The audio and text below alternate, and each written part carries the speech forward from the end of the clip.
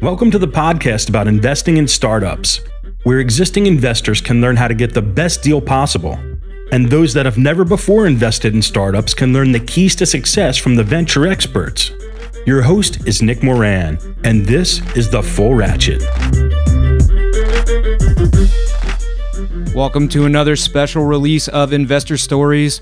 On this installment, the experts discuss a startup that they did not invest in, why they passed, and if there was a key learning that now informs their approach. Here is the segment called Why I Passed. On today's special segment, we have Jason Heltzer of Origin Ventures. Jason, can you tell me about an investment that you're very interested in, but you ultimately passed, and why you decided to pass? I'll talk about FeedBurner. I looked at FeedBurner earlier in my career, and I met with Dick Costolo, who became CEO of Twitter, as we all know. They were just getting publishers ramped up. And at the time, their main strategy was, look, we're going to have these RSS feeds and we're going to be able to push advertising through them. Most people use different reader software to look at RSS feeds, and most of the readers were text-based. It's about just basically plunging a bunch of headlines in front of you and clicking on what looked interesting. I was very skeptical at the ability to put advertising through. The publishers ultimately wanted to convert RSS. They were using RSS feeds to bring traffic back to their websites where they knew how to monetize. So I looked at that and said, I don't see how it's going to get to revenue. But I fundamentally missed how that company was building value. And the way it was building value was building these relationships with publishers. I mean, I don't know how many they eventually wound up. They were eventually acquired by Google for $100 million. Yep. But they had probably thousands of publishers, and they had great publishers. And they also really were instrumental in making RSS a true standard. Both of those things had incredible value. Not to mention a really good engineering team. I didn't see that. I didn't play that out. And ultimately, advertising was not a way they made money, or certainly not a way they made a ton of money. I could look back and say, well, I was right about that. But it's like saying, I was right about 10% of something, but wrong about 90. You can't. It's like going to Las Vegas and saying, well, I'm really up in the last 3 hours today and yesterday from 2 to 5. You can't pick and choose like that. And so ultimately that was a successful business. And I think, look, you can't just ignore revenue and in a business model and say, well, the value could be created by eyeballs and traffic. We learned in the late 90s, we learned even in the late 2007, 8, 9 time frame that you can't build on that. But there are ways to create true strategic value through partnerships, relationship with customers. I think Grubhub demonstrated that with the relationship with restaurants, with the data that it achieved with delivery circumferences that no one else had, that they got menu data no one else had. Those are really, really valuable things that don't necessarily show revenue immediately, that you have to be able to extrapolate and see, is a company later on going to pay strategic value for this? And that's something that I've certainly changed since the FeedBurner deal to look at things more holistically. On today's special segment, we have Sergio Guerrieri of Tech Coast Angels. Sergio, can you tell us about a situation where you were very interested, but ultimately you passed on an investment? And can you talk about why you passed and if it was the right decision? So I'd like to go back to the company, RetroSense Therapeutics. They're based in Ann Arbor, Michigan. They're developing gene therapy to restore vision in patients that are blinded because of retinitis pigmentosa. So the company came to TCA about a year ago, and they were relatively late in the round. Technically speaking, I was just not fast enough making a decision, because sometimes that's the reality. Sometimes you can take all the time you want. Sometimes you have to be quick and be willing to take the risk with the information you have. So the result was actually the same. So basically, I missed the opportunity. So I don't really regret that decision, because it was the best decision I could make at that time based on the information I had. So I wish I had a little more time, but I didn't.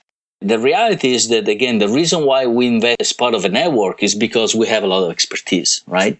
So we have maybe spine surgeons, plastic surgeons in the audience. We have physicians. We have breast cancer surgeons. Well, unfortunately, we didn't have any retina specialists within TCA when the company came. And so given my role, I wanted to make sure I had the proper diligence on the company. So it took for me about 6 weeks or so to understand well enough the technical and the clinical risk, which of course at the time were perceived to be really substantial. By the time I got comfortable, because I had to educate myself in the space, which, by the way, is very interesting.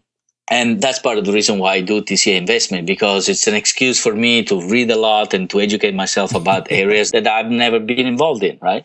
So that's why I do the show. Yes. Again, intellectually is very rewarding because you get to learn things that maybe on your mind for many years, but you never had a chance to get involved.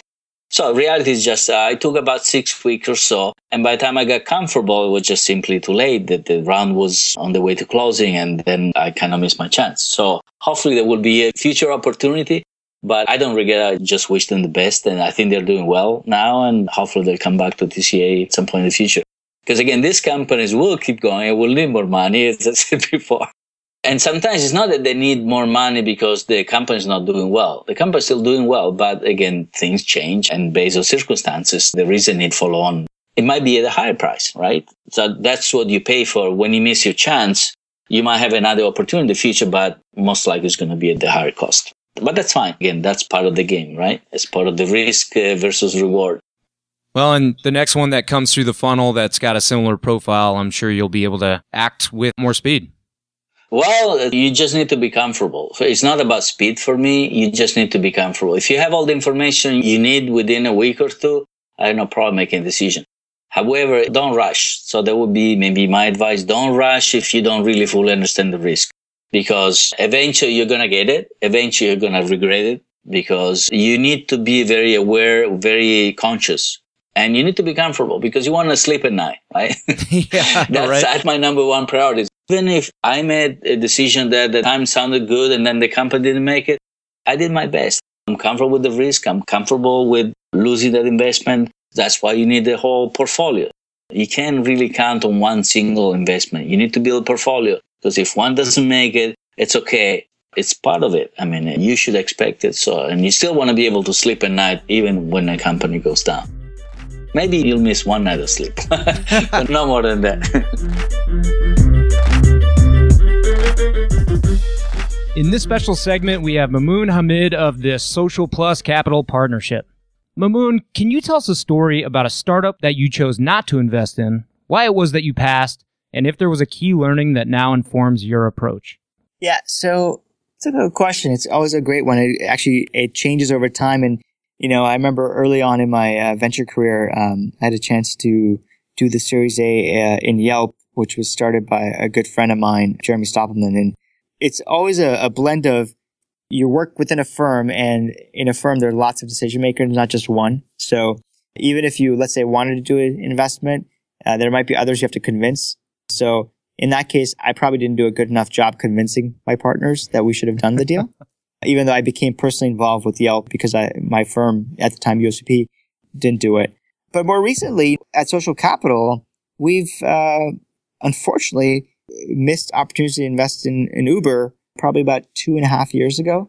And I remember the weekend when we were discussing the investment, and it was really a short fuse because it was literally a weekend to decide whether we wanted to invest or not. This is still when Uber was a black car service company and gross margins were negative in its first city in San Francisco, and really got hung up on market size and the TAM and as well as the margins, and without thinking of it in terms of sort of what it has become, which is it fulfills a basic human need of transportation. And it's gone obviously down market, and which again at the time UberX didn't exist. So one could rationalize we didn't have enough information to make a good decision.